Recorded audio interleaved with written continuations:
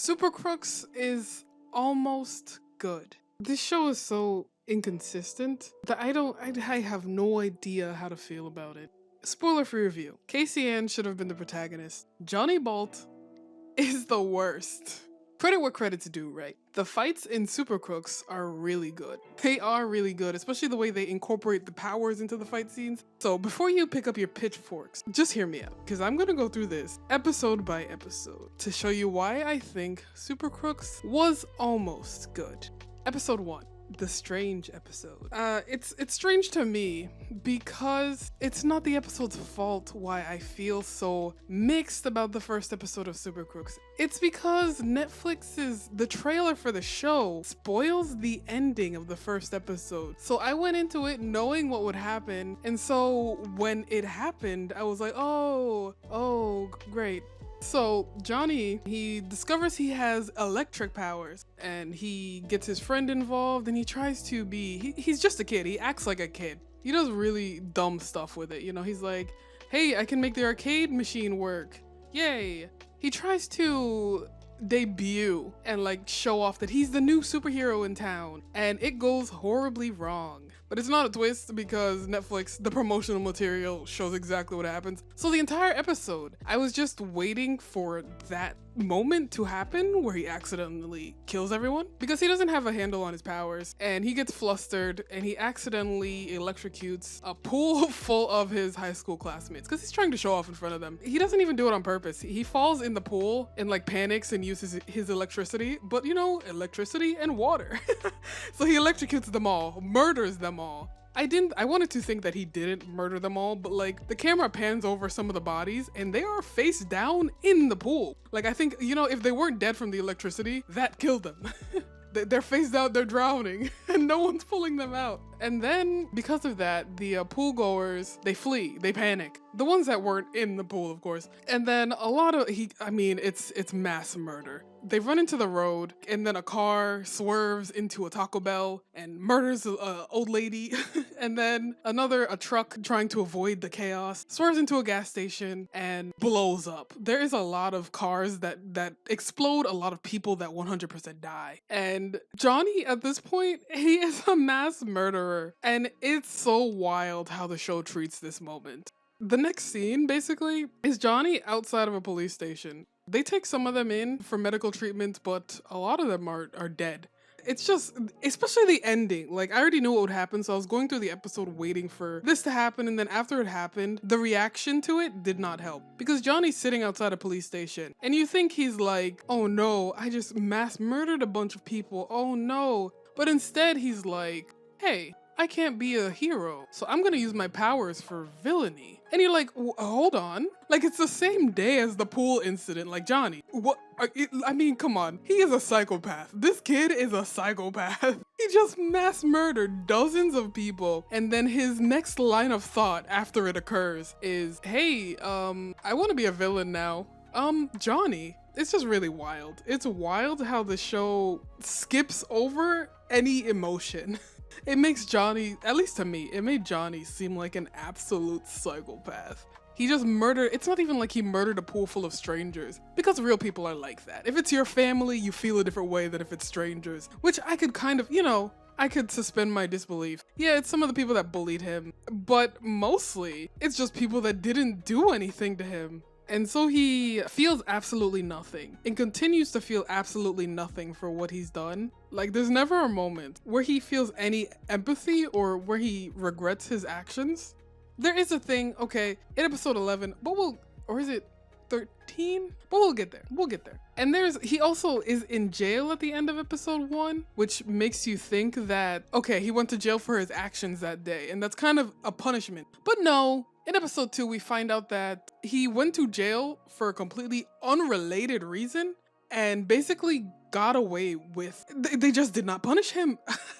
There has to be some kind of superhero punishment. He didn't mean to do it and he is a minor, but at the same time, you just can't say, all right, we'll give you a slap on the wrist. You murdered 26 people. Just go back to school. You emptied out the whole school. Go back to school, Johnny.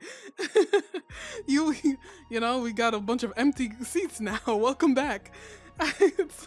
They just did not punish him. He probably didn't go back to school, but they knew he did it. They knew his identity. They knew he did it, and then they just didn't do anything about it. And episode 2 is the worst episode of Super Crooks. Episode 2, Welcome to the World. This show has a lot of style, but it didn't have any substance for a long time. And I can hear you picking up those pitchforks, but it's true. This episode is just an introduction to the world. Johnny is in his mid to late 20s, and we find out that he's been in prison for 8 months for tampering with electronics. Sentenced to 8 months for repeated damage to precision electronic control devices and destruction of data due to extensive electromagnetic interference. Like petty superhero criminal stuff. And that's fine, but coming off the heels of episode 1, when I watched it, I was like, that's what he's in prison for? He was in prison for 8 months for that. You know, not any of the stuff he did last episode. Just petty criminal stuff. Basically, he just tampering with some electronics, 8 months in jail, which is fine. I get it. He is a petty criminal, and it's establishing him as a petty. But after, on the heels of the last episode, you find out that that's why he was in prison. It's so baffling to me the decision to be like, he was in prison for 8 months for this. Instead of, you could have just been like, he's been in prison for a long time. Like, one line change would have fixed a lot of the issues that I had with this show. Like, he's been in prison for a long time. But no, they go out of their way to say that he was in prison for 8 months for electronic tampering. Which, I don't even know why they needed that line. Like, it was implied that he went to prison for this. But no, he went to prison for something completely unrelated. And I just could not believe that they would... I just don't understand. I don't understand. It just makes it worse because he just got away with it. They did not need that line, but they included it, so that makes it worse to me. So we get introduced to Supermax, which is a supervillain, maximum security prison. Johnny gets let out for good behavior because he's a petty criminal. That's why I honestly think that the first episode was not needed. Because if the first episode was not included, and we started off from episode 2, absolutely nothing would change. Absolutely nothing would change. I do think they should just delete, or they should have just deleted episode 1, because it doesn't do anything. It doesn't do anything, it just makes the episodes that come after it worse. It really does. So Johnny gets let out of prison, and we meet his friends. Actually, first we see why this show has an M rating. We meet his friends, Bad Luck, Frozone, and Teleport. I'll give the show this. The Bastard is a really good villain. He was established very early on this episode, and he continues to be the main series villain throughout the series, and he's actually a very good villain because he has the menace down. Capital M menace. We get introduced to the Bastard through a story of how one of his old associates betrayed him, and so he hunted down all of their friends, family, and everyone they had even interacted with one time. He has the power to blow people's heads up, so you can guess how that went. He has a pretty high body count. Johnny's getting up there. His name is also the Bastard, which I found really cool. It feels like someone called him that once, and then he smoked a cigarette and he was like, or a cigar, I'm sorry. He smoked a cigar and was like, damn, that's good. You bastard, explode. And then, damn, I think I'll keep that, which is actually I like that a lot. And we get introduced to the network, which is basically supervillain Amazon. It's, you know, the low petty criminals do all the work, and then the Jeff Bezos villains at the top get all the credit and the money. That's what the network is. They just hire people to do the dirty work, and then they take the credit, but also their hands are clean if anything happens. That's basically the network. And it's not supervillain Amazon, it's just Amazon. So Casey wants a private moment alone with Johnny, and so she uses her power, which is to create illusions on his friends to get them to leave the apartment. And this scene is important because Johnny says, hey, Casey, I didn't know you could do that, which is the first time that the show outright lies to you. Like, you can overlook it when it happens once or twice, but when it keeps happening, it builds up from, you know, inconsequential to a problem, a capital P problem. And I don't know if it's the, maybe it's just the translation, maybe it's just the dubbing, but either way, either it's a problem with the script or it's a problem with the translation, not the script. Well, it's still, well, whatever. And it becomes a problem later. It's not a problem now, but later on, when the show keeps outright lying to you about events that it shows you. We'll get back to it in the episode, where it's a problem. And also we learn that I think he's in San Francisco. San Francisco doesn't have that many heroes. They rob a bunch of stores. Kind of, they make a plan to rob a bunch of stores, and at the same time, it's kind of cool how it shows while they're planning, it shows it happening. Casey doesn't want Johnny. She doesn't want him to be a petty criminal. She says that he's better than this. And he's like, cool, babe, I'm not gonna do this anymore. Next scene, I'm doing this with my buds. Johnny's the worst. I will not tolerate any Casey slander in this house. I don't even mind that Johnny is an asshole, an arrogant asshole. I really don't. It's just stuff that happens later involving Casey that I don't like. Mostly the ending. Episode 3. The bad episode. The bad episode. On second watch, this episode is just as bad as I remembered. I really think that they should have started on episode 2 and then skipped episode 3 entirely. I'm actually stunned at how bad this episode is because the episode after this is actually kinda good. Let's get into it. There's a hero, Rubber Ball. The most praise I can give this episode is that Rubber Ball's animation is on point. He has very good animation, but in a lot of the places the animation is, especially the main 4, they're less animated. that's putting it kindly. That's all I can say about that. So we continue off with the bank robbery, basically the end of it where they start a chase with the police. And here's where things get bad. Sometimes Super Crooks feels like they had different teams of writers, right? Tackling different groups of episodes. And they did not speak to each other. That's why Super Crooks is like, I don't know how to feel about it. The quality is all over the place. It's all over the place. No better shown than in this episode. So, Johnny Bolt and the crew, they're being chased by all of the cars. It's literally the entire San Francisco PD because there's like 10 cars chasing them. So, like, that has to be the entire force. Spoiler alert, it's not. So Johnny's in one bike. Teleport has another bike. Bad Luck and Frozone. Bad Luck is driving. Frozone is in the sidecar. The placement of everyone is kind of important for later. The show wants to present these 4 as just petty criminals. They do stupid crimes and win stupid prizes. That's how the show wants to present them. So they get surrounded. The police is like, give up right now, dirty criminal scum. I'll step on you. Anyway, Johnny uses his electric powers to basically turn off their engines and then causes a 17-car pileup. It's a big crash. It's so baffling because the way the show, you're telling me no one died. You're telling me no one died. You're gonna look me in the eyes and tell me no one died in that. The show wants to present them as, just crooks. They're not psychopaths. And then they cause a 17-car pileup, and the show wants to look you in the face and say that no one died here. And come on.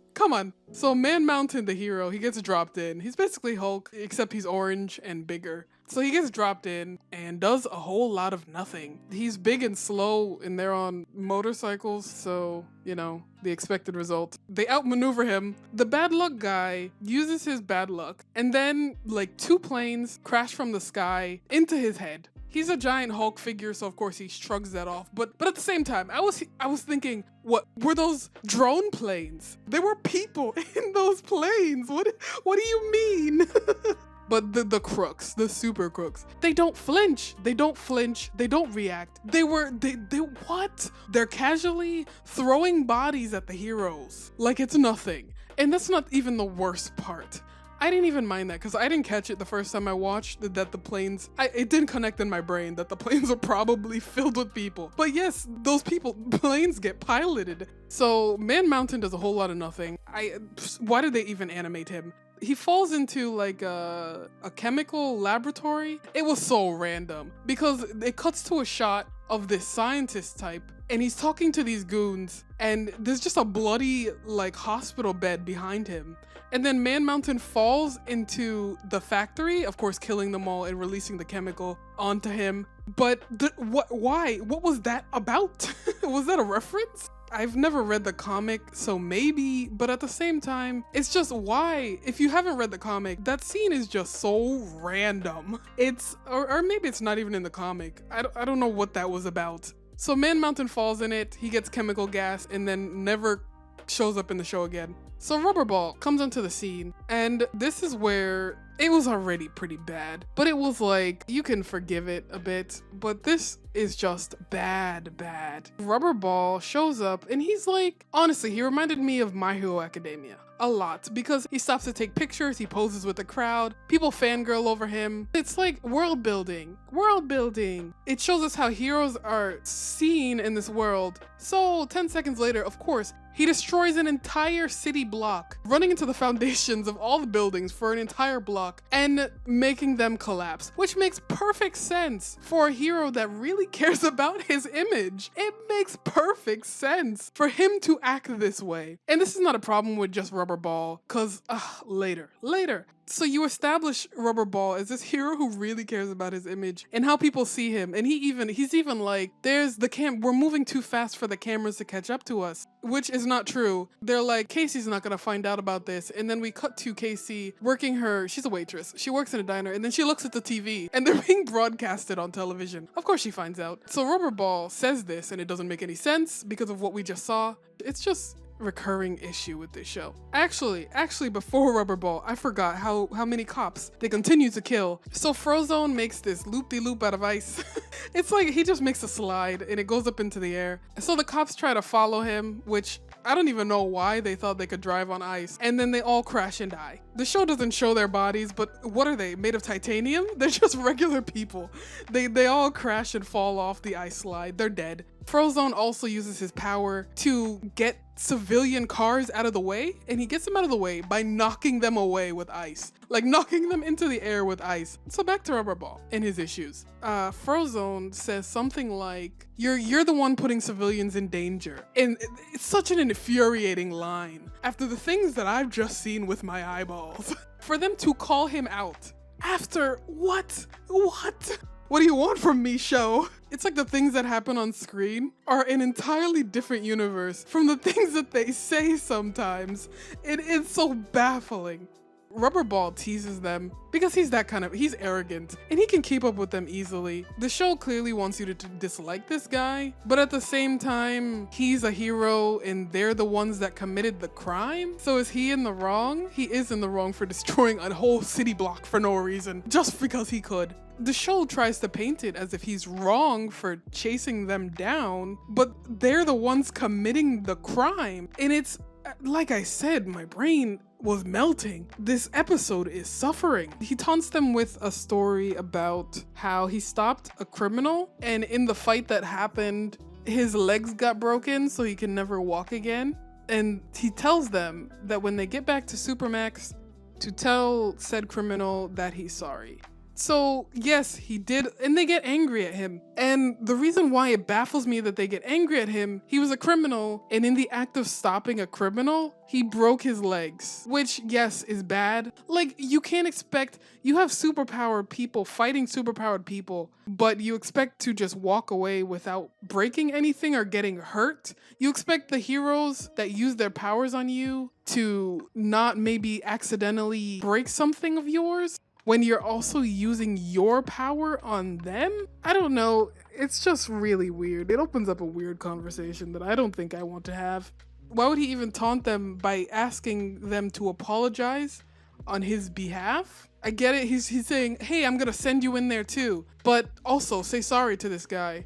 Or don't say sorry. I'm just joking about saying sorry to someone. Why would he tell them that story? They keep ragging on Rubberball for putting civilians in danger and killing people. In every time that Frozone opened his mouth to basically berate Rubberball, I'm thinking of this 17-car pileup behind them. All the damage that they left in their wake, and they don't seem to connect it in their brains.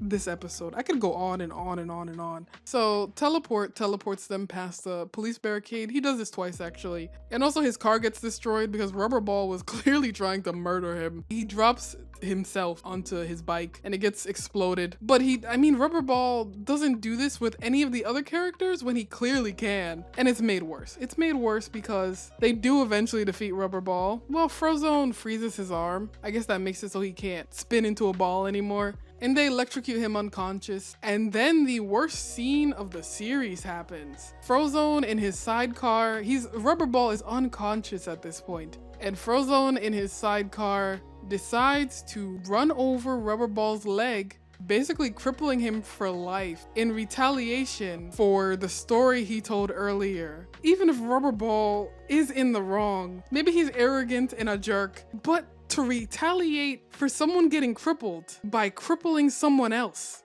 it just really rubs me the wrong way, man. You retaliate for someone getting crippled, someone you don't even know. You don't even know the situation or the context, other than he got crippled in a fight with Rubberball, and Rubberball's maybe being a jerk about it to you. And then, so you retaliate by crippling Rubberball.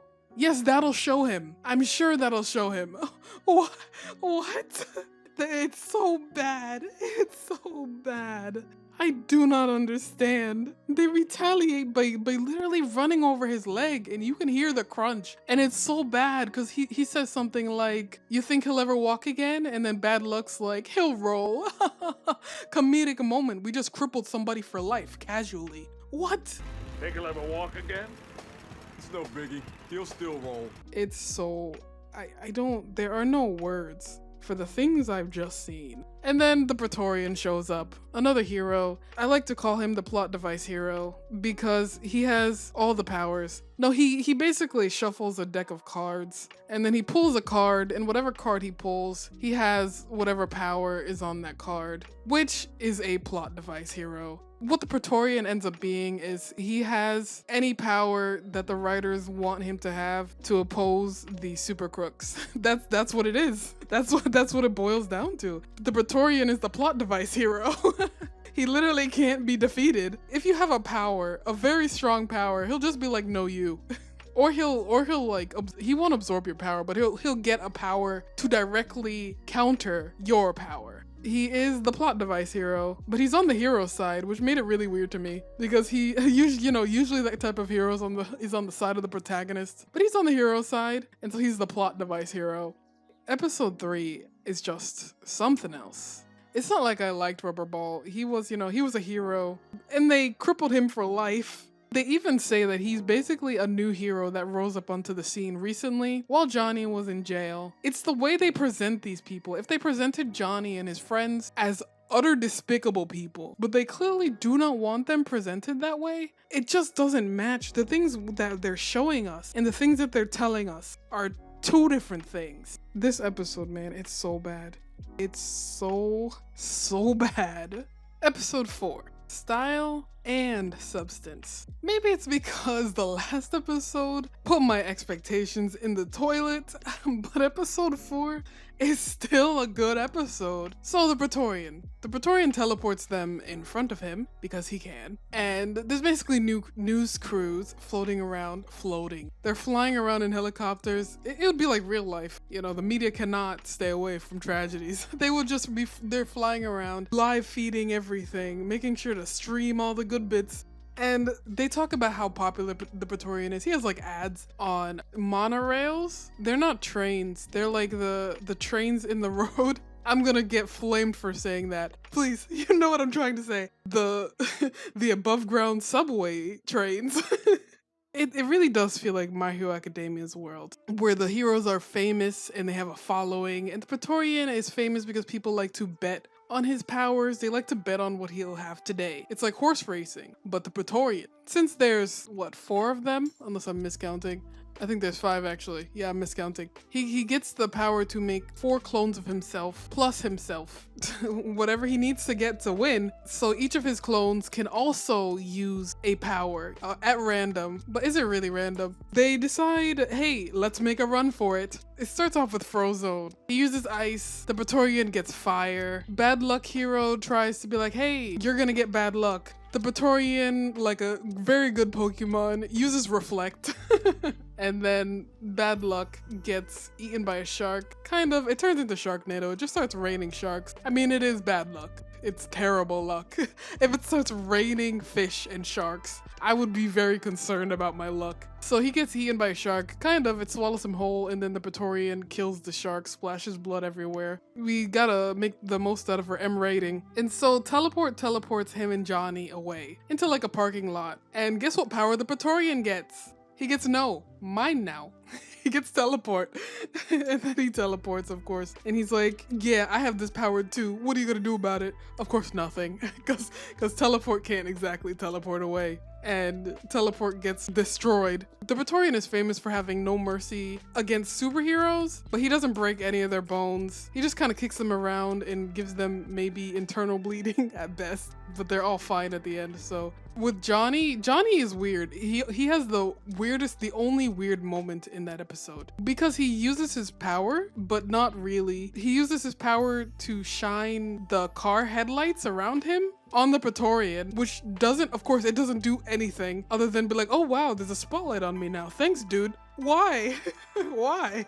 But whatever, it's the only weird moment, and considering how good that episode is, like I said, it feels like batches of episodes were written by different people because the quality is all over the place. The Praetorian, of course, just kind of walks up to him. He's like, what was that light show, dude? He doesn't question it, but I questioned it. So he walks up to him, kicks him around, and then very suddenly the Praetorian decides to let them go. And it's actually it's a very good scene. It turns out that Casey was nearby. She probably immediately left the diner, right? Knowing that he's a fuck up and he would need help. So she uses her power. The Praetorian doesn't realize that he just has a sudden change of heart, and then he flies off. And then later on, when he gets back to basically the superhero headquarters place, he's like, I don't know why I did what I did. I thought it was really cool to see the Praetorian's point of view, that he was so confused at himself. But why did you decide to? Don't know. And so she picks them up. She tries to be the voice of reason, but of course the crooks are like, yeah, we got away, money. And then later on, when it's only her and Johnny, she tries to convince him that all they need to do is do one big job, right? And then settle down. She also tries to break up with him because of course he lied to her, and they have a confrontation where she's like, I'm gonna break up with you, and then she doesn't. So that's just Johnny and Casey. She's like, I'm gonna break up with you repeatedly, and then doesn't for some reason. She tells him the story of probably the best character in the show for a while, the Heat. So the Heat is a supervillain in the 1970s. He went around the country. He was basically Bonnie and Clyde, but just Clyde. He went around the entire country robbing banks, and he got away with it. And he never killed anyone, which is an interesting detail that they made sure to add. You can't say something like that when Johnny he already has a body count so high. Like, it doesn't matter at that point, the not killing people rule. The Heat, aka Carmine, aka Casey's mentor, who taught her, everything she knows. And Casey basically invites Johnny onto the job. In the Heat, he runs a dry cleaners. He basically made it, he got his money and he settled down, which I thought was actually really cool. They introduced this really cool character with this cool backstory, and then they're like, yeah, he made it. I just thought it's a good episode. That's it. Episode 5, The Uphill Climb. This episode is just as, if not better, than the last episode. This is what I mean about the inconsistency of Super Crooks. There are really good episodes in here, but there are also really bad episodes in here. This is why I can't call this show good. Yes, this episode is good. Yes, the last episode is good. Yes, the next episode is good. Episode 1 is not good. Episode 3 is not good. And I think episode 7 is not good. Prepare yourself for that one. Sometimes it's there. Sometimes it's not. There was a time when I was watching this the first time when I was like, okay, this show has made up for it. And then it just went back down. So this episode introduces us to the telekinetic. He's using his powers to telekinetically take things from their purses. He gets immediately caught. It's just bad luck for him. The gladiator foreshadowing is actually really good. He catches the telekinetic in the act. It makes this episode actually better to me than it was when I watched it the first time. It's like second best episode, I would say. And then we get introduced to a bunch of new characters. Gatsby. His name isn't Gatsby, but he really acts like Gatsby. His name is Josh, sure. You can call him that if you want, but we all know he's Gatsby. He's high class, he wears a suit, he has his hair slicked back, he calls people old sport. He's literally Gatsby, but they didn't call him Gatsby for copyright infringement. He is the Invisible Man. He's not invisible, it's intangibility, but the intangible man does not sound as cool. So he's the Invisible Man. He can still be seen, he just can pass through objects. That's his power. The telekinetic, I think, is self-explanatory. There is Weatherman. I mean, he's sleeping on a park bench when he's introduced, living his best life. You might be mistaken in thinking that Casey is my favorite character. No, she's third best, I would think. My favorite characters in this are the Diesel brothers. I just really love the Diesel brothers. They're the best losers. They're so good. It's a really cool spin on immortality too. Like the telekinetic is just, he can lift things. Maybe I'm just too used to certain superpowers that appear, even the Invisible Man. It's just he can pass through objects, and that's just basically going invisible with extra steps. I like Casey's power too, because it's like unique. Johnny Bolt, of course, his last name is Bolt. You can figure it out yourself. Also, I've already been over this. I don't know why I'm acting like this is the first episode, but I really do like the Diesel brothers. Their power is Deadpool, I guess? They can't die. Well, I guess they could die of old age, but you know, they can't die any normal way. I also think they can get cancer and die. Maybe? The show would have to follow them for years and years to find out. I think they just can't be physically killed. I couldn't even show that much of them. Well, this episode is fine, but the future episodes, it's very gory because they cannot die and they definitely let you know. But they're just the best losers. They're losers and they know it. There's a moment later where the younger brother is like, hey, your liver's not looking so good. You need to stop drinking, you know? And it's like, so can he die from alcoholism? I just love the Diesel brothers. They're just so much fun when they're on screen. It's like Hidan from Naruto. They don't have the same personality, but they're just so fun to watch on screen.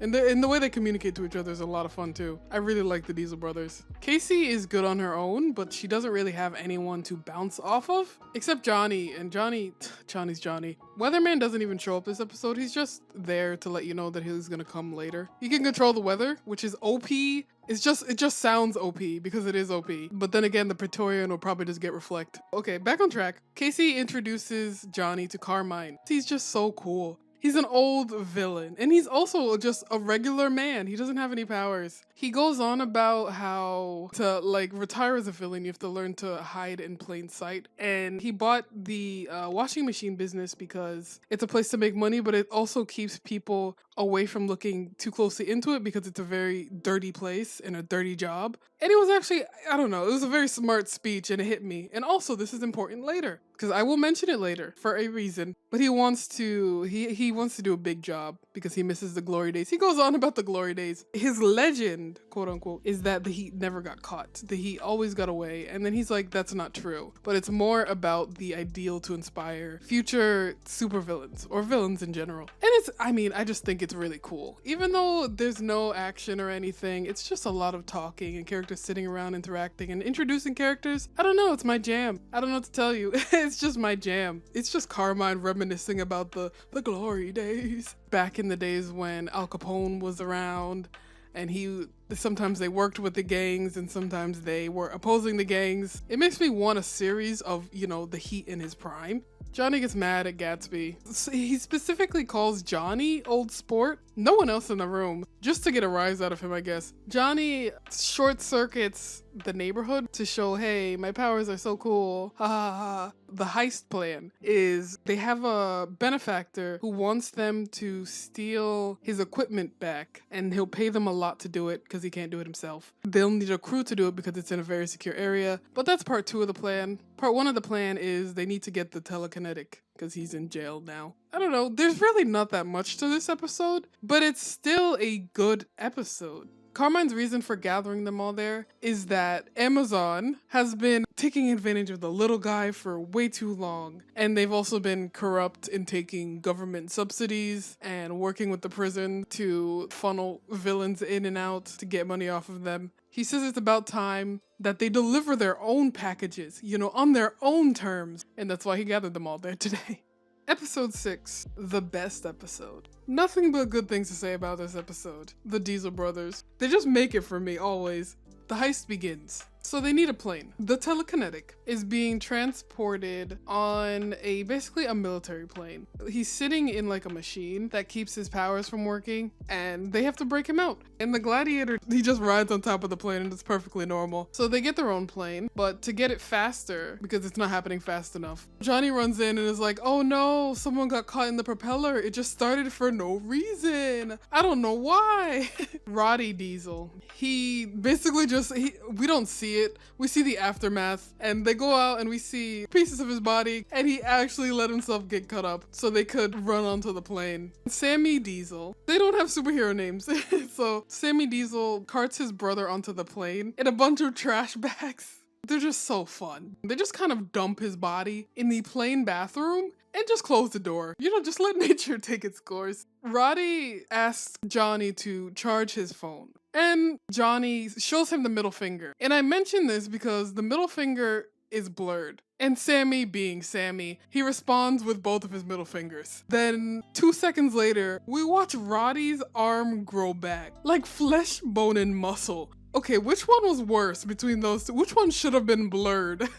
There's nothing left to the imagination. Absolutely nothing left to the imagination. You know, they take off while everyone's distracted with cleaning up the blood and finding out what happened. So they get close to the plane, and Johnny does his thing to slow it down. The Invisible Man, he complains at them because they're not wearing any protective gear. Not even protective gear, but superhero outfits. Their identities are just out there. And they made the extremely good point that if they wore superhero outfits, they would just keep needing to buy new ones. It makes you think, how much does Deadpool spend on outfits? Because getting shot and getting bisected, it's a very good point that I never thought about before. But yeah, Sammy misses. He hits the propeller. He gets pasted. He just turns into paste. And the gladiator is watching this unfold. Like, what is happening? Like, did that dude just kill himself? And so Roddy jumps out after him. He makes it onto the plane. The plane is still moving the entire time, and so the gladiator gets knocked off. And so the plan is for the ghost to go in and unlock the telekinetics restraints. He intangibles through the top of the plane into the middle, and then he shoots them with like a drug gun thing. And it turns out, no, the gladiator did not get knocked off. He has these really cool shoes. They kind of like scrape into the surface of the plane top. And so the gladiator, he doesn't appreciate him at all. He breaks his jaw, but Roddy be Roddy. The point is for the gladiator to be too occupied or to get him off the plane. He can't really be hurt or injured or anything. He's like one of the strongest superheroes. Roddy and the gladiator fight. They can't really do anything to each other because every time the gladiator hits him or breaks something, Roddy just heals. He just heals, and the gladiator's like, I hate people with superpowers like you, which, fair enough. And so the ghost is trying to free him. He checks on, the pilots can't really do anything. They're driving the plane, and they just kind of hear a bunch of commotion happening in the back, and they're like, oh no. And Johnny's keeping the plane still, and he slows it down a little more because they're getting near the jail. It was interesting because Weather Report is not on this team mission. It's because he didn't show up to the meeting on time or at all. But the real reason is because if he was in this episode, none of the weather-related shenanigans that happens later could happen. That's the real reason, because they do get into like a bad thunderstorm. And if Weather Report was on the plane, he'd just be like, oh, nah, clear skies. At the end. He'd just be like, no, I don't think so, actually. Roddy, he has a weapon, but the gladiator just doesn't care about it. He's just like, oh, cute. And so Roddy like sticks his foot into a propeller to make the blood fly in his face. And the gladiator's like, why, bro? So the gladiator rips off his arm. And after he gets his arm ripped off, Roddy manages to not really tackle him, but I guess hold on to him because the gladiator, he doesn't move. He's just like, why are you on me now? and then he uses his healing arm. It's a gory episode, but I don't think I could show a lot of this. And so they're both yanked off the plane. And that gets rid of the gladiator. And then he's like, what was your plan here? A drop from this height won't kill me. And then there comes the scene that I'm probably gonna include in full. You're always talking about yourself. I bet you're not very popular. When you're dating, you've no idea. I'm Arrow!